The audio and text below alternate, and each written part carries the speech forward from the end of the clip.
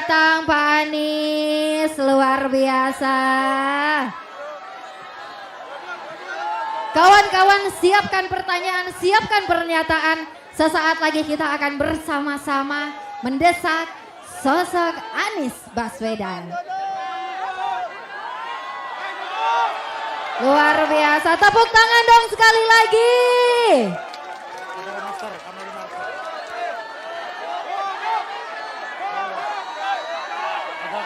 Luar biasa.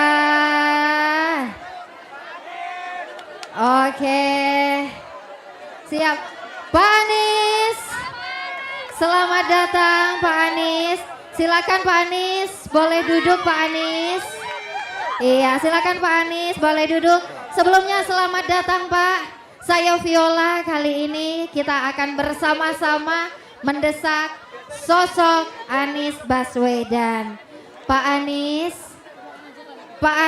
aduh, kali ini sudah bersama kita bersama Pak Anies Baswedan. Silakan Pak. Waduh. Cek. Silakan boleh duduk Pak. Cakep, mantap. Oke, siap. Pak Anies, silakan. Oke, Pak Anies boleh duduk di sebelah sini Pak. Nah, agar tidak ada ketimpangan sosial. Silakan Pak Anies.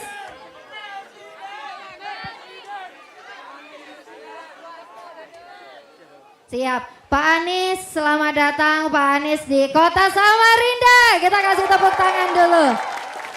Pak Anies, apa kabarnya nih Pak Anies? Baik, alhamdulillah senang sekali bisa kembali ke Samarinda ini. Luar biasa.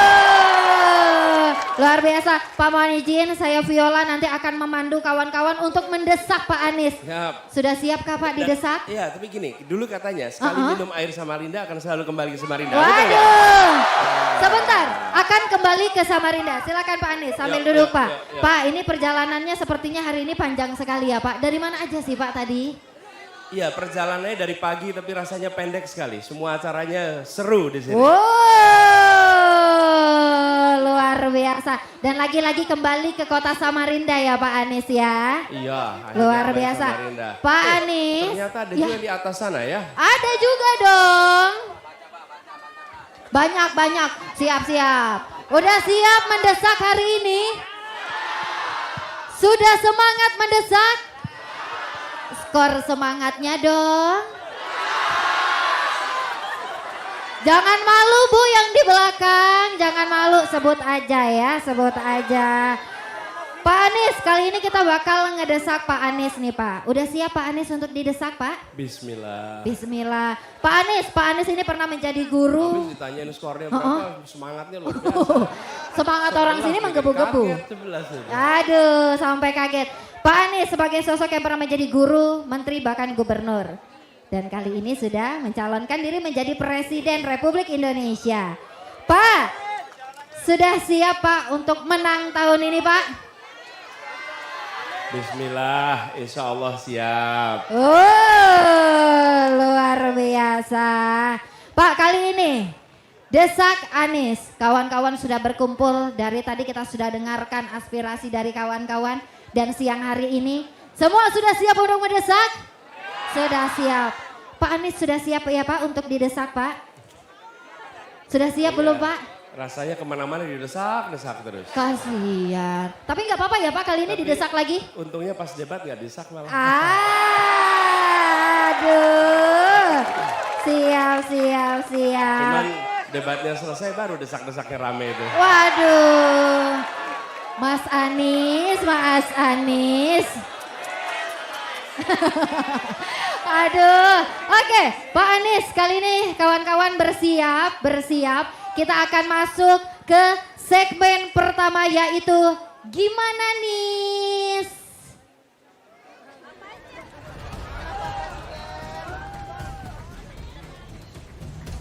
Ada emas hitam Pak.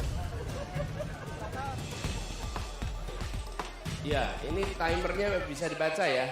Oke, kawan-kawan boleh ya dikasih akses. Jangan sampai seperti pas debat kemarin. Siap. Oke, kita pastikan dulu ya, Boleh ya, boleh ya. Boleh dikasih teman-teman, boleh dikasih lagi jaraknya supaya timernya bisa lebih terlihat. Pak Anies, kali ini saya yang akan mendesak Bapak pertama kali Pak. Mohon izin Pak Anies, saya hanya beri Bapak waktu hanya 2 menit untuk menjawab. Jangan kelamaan mikir ya Pak ya. Jangan kelamaan mikir ya Pak. Dan saya nggak boleh bilang ya waktunya tidak cukup gitu. Nggak boleh. Wow, siap. Pak Anies, kawan-kawan ingat jaga kondusivitas. Tunjukkan warga Kalimantan Timur. Pak Anies, dalam pemilu presiden kali ini Pak, katanya kan Jawa ini adalah kuncinya. Bener nggak sih ya kira-kira? Nah Pak, tapi kenapa Desak Anies edisi ke-14 kali ini Bapak justru jalan-jalannya ke Kalimantan bahkan ke kota Samarinda nih. Justru Bapak jalan-jalannya ke Kalimantan Timur. Kira-kira nih Pak, gimana sih Pak? Kok malah main-main ke kota Samarinda? Padahal fokus cari suara ya di Pulau Jawa aja Pak, nggak usah di Pulau Kalimantan. Gimana sih Pak? Kenapa sih Pak?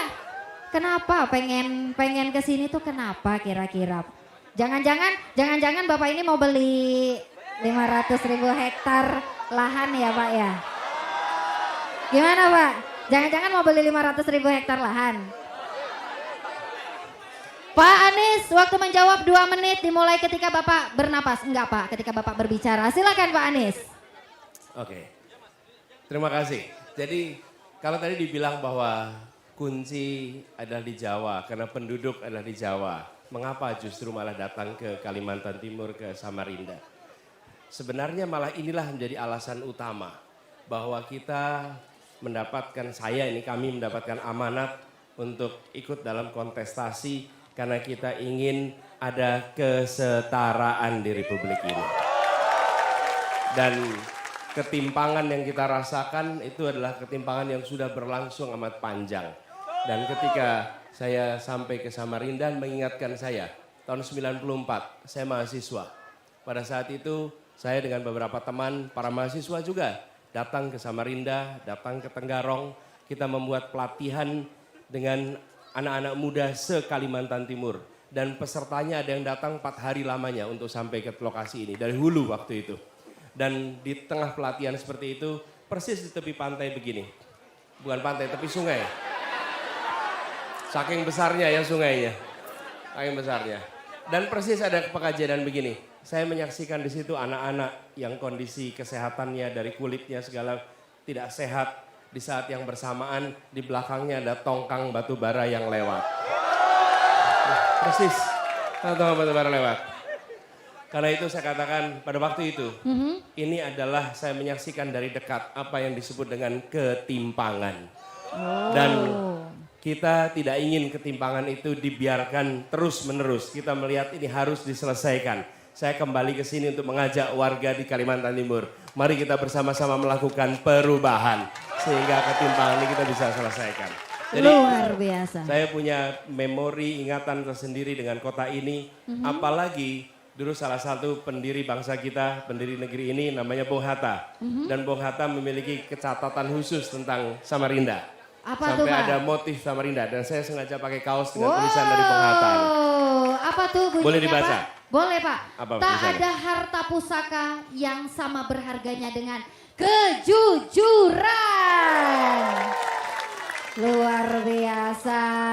Pak Anies, dari tadi kan ngomongin indahnya Sungai Mahakam. Pak, skor dong untuk Sungai Mahakam berapa sih? Jangan. Aduh, sebut aja Pak. Disebut aja Pak. Iya, saya sekarang takut ngasih skor. Aduh, coba kasih skor Pak. Ya dah. Skor Skornya, keindahan Sungai Mahakam kalau nih. Sungai Mahakam 11 dari 10. Oke deh, kalau gitu boleh deh jawabannya diterima, nggak apa-apa, boleh. Teman-teman, coba kasih skor jawaban Pak Anies. 11 per berapa? Pak Anies. Tadi Bapak sudah keliling-keliling pastinya sedikit di kota Samarinda dan bahkan sebelumnya pasti sudah keliling lagi dan kembali ke sini ya. Pak Anies, kira-kira Pak, apa sih yang pengen Bapak bangun di kota Samarinda Pak Anies? Penasaran nggak sih? Penasaran nggak sih? Penasaran nggak sih? Ya gini, betul. Boleh saya Silakan, jawab nih ya, silakan. gini. Oke, Pak Anies mohon izin, sedang azan, kita akan break sesaat.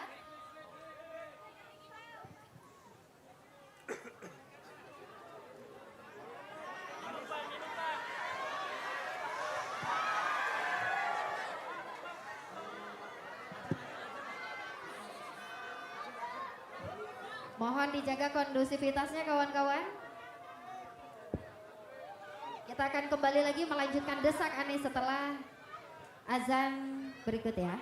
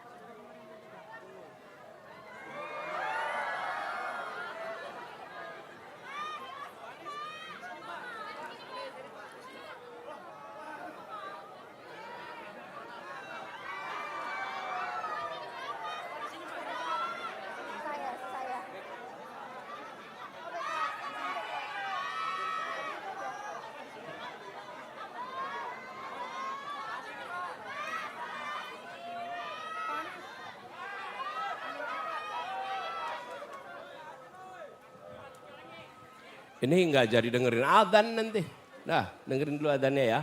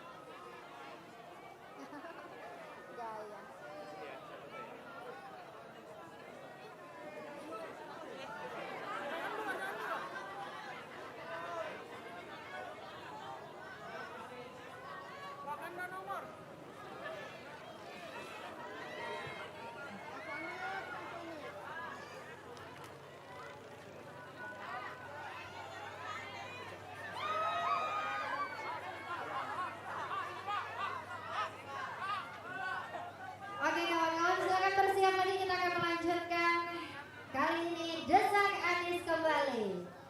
Oke, Pak Anies sudah jauh-jauh Pak keliling dan kembali lagi ke kota Samarinda. Sebenarnya apa sih Pak yang mau dibangun di kota Samarinda itu Pak? Jadi begini teman-teman sekalian. Tadi kita bicara pemerataan dan pembangunan yang akan kita kerjakan adalah pembangunan yang memberikan kesempatan tumbuh di berbagai tempat. Bukan hanya membangun satu kota, tapi membangun seluruh wilayah Indonesia.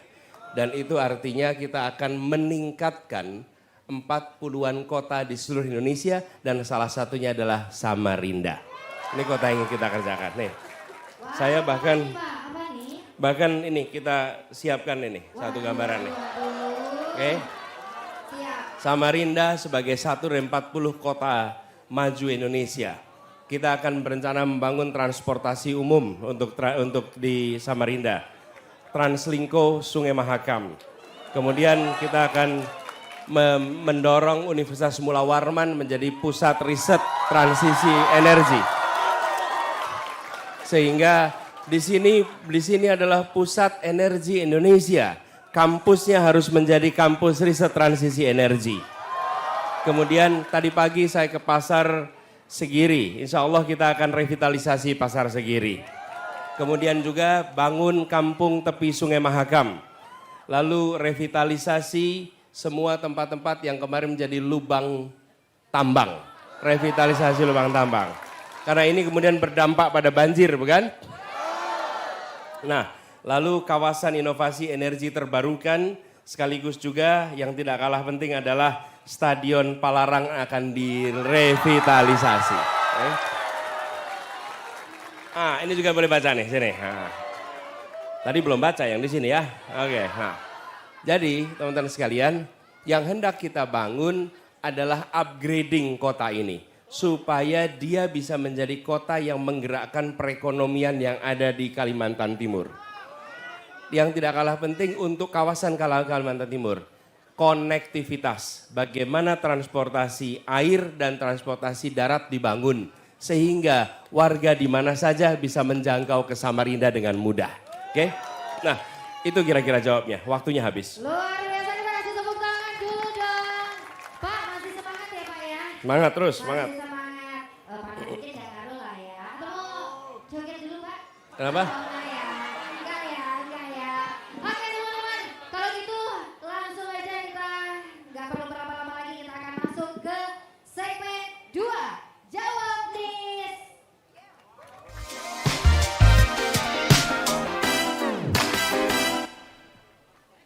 Pak Anies, tema Desak Anies kali ini segmen ke-14 adalah gimana masa depan Kalimantan. Pak Anies tentunya semua juga tahu Pak Anies adalah salah satu orang tentunya ya yang tidak ingin melanjutkan pembangunan IKN. Padahal IKN itu adalah yang kita bangga-banggakan. Benar gak sih teman-teman? Benar gak sih? Ada yang enggak, ada yang iya. Pak Anies langsung aja deh kalau gitu. Enggak apa ya?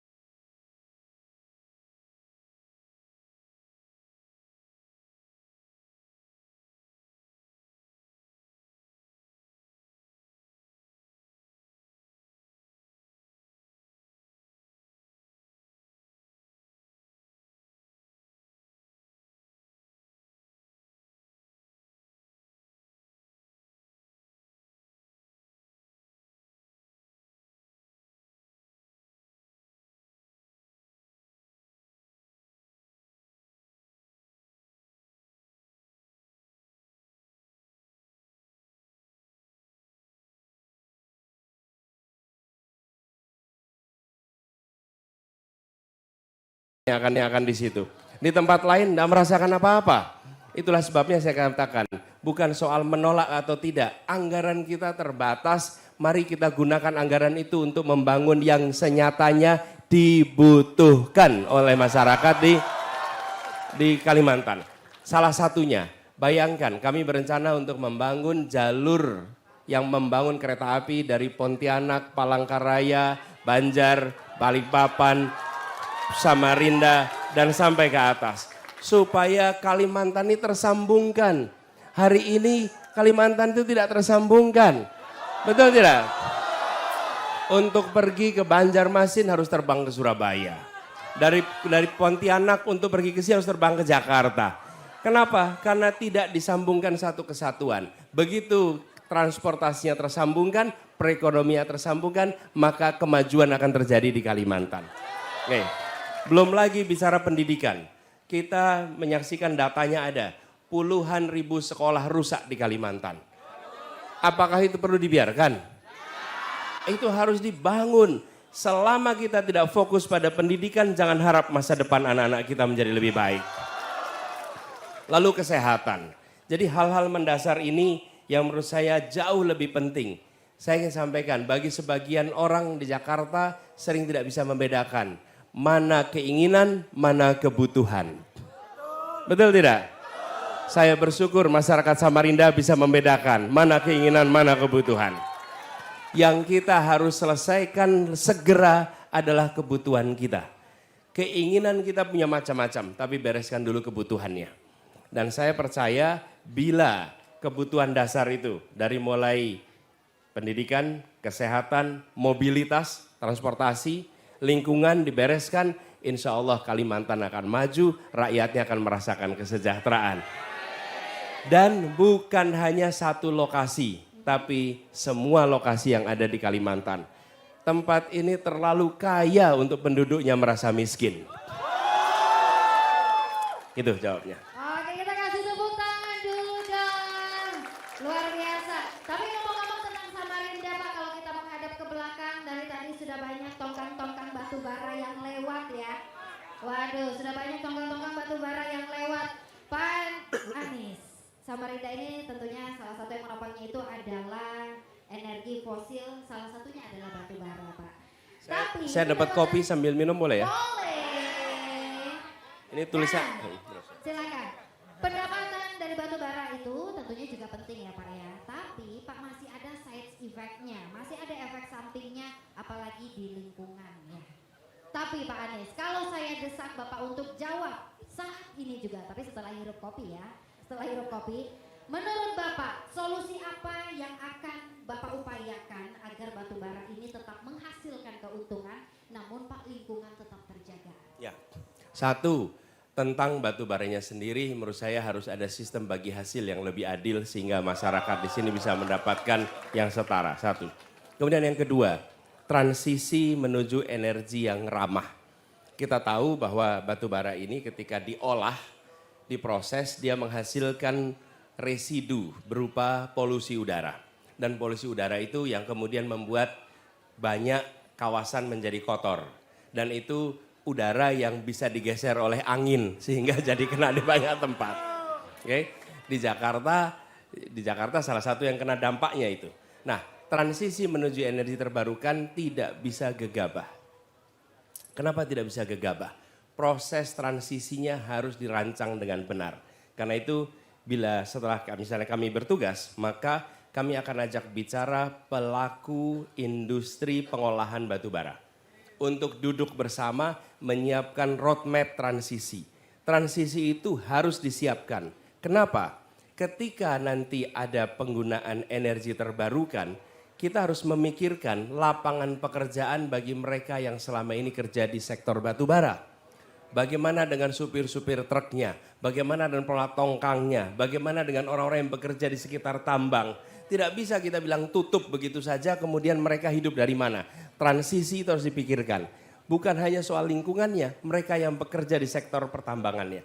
Yang kedua, pergeseran kepada energi terbarukan itu perlu alternatif pengganti yang perlu waktu. Jadi roadmap-nya disusun dengan benar. Karena itu saya berharap Universitas Mula Warman menjadi salah satu pusat untuk kita berbicara tentang transisi energi terbarukan.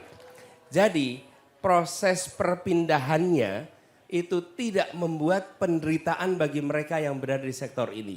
Yang kedua, terjadinya perpindahan itu dirancang dengan benar. Kita salah satu produsen terbanyak batu bara. Jadi ketika kita bergeser ke sana harus ada proses pergantian yang benar. Nah, kami melihat urutannya seperti itu. Harapannya nanti setelah ada proses ini, maka kita akan punya sumber energi terbarukan yang sesungguhnya. Dan itu mengingatkan pada ini sebetulnya ini. Ini salah satu figur idola sejak saya masih sekolah dulu. Namanya Profesor Emil Salim. Oke, Pak Emil Salim ini adalah seorang pribadi yang saya sepemahaman. Ketika saya kuliah dulu, saya sempat menulis sebuah paper. Judulnya kira-kira begini, bagaimana ekonomi dan ekologi berjalan bersama. Karena ekonomi dan ekologi berasal dari akar kata yang sama. Oikos nomos dan oikos logos. Dua-duanya tentang bagaimana kehidupan keluarga, rumah tangga itu bisa maju. Nah, jangan sampai ekonomi dan ekologi tidak sejalan. Nah, mengembalikan ini salah satu bukunya. Kebetulan saya dapat, nah ini lain kali kalau dapat buku minta tanda tangan ya. Nah, ini buku ini saya dapat dari Pak Emil Salim dan bukunya ada tanda tangannya di sini. Terlihat sudah lama ya Pak ya bukunya. Oh ya, udah berwarna ya bukunya ya. Ini buku lama, tapi saya bawa di sini ketika saya datang Kalimantan, saya bilang kita akan bicara lingkungan hidup.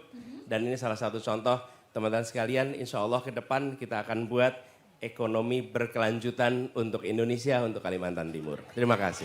Luar biasa, tepuk tangan sekali lagi. Masih semangat? Masih siap mendesak? Kalau gitu Pak Anies semoga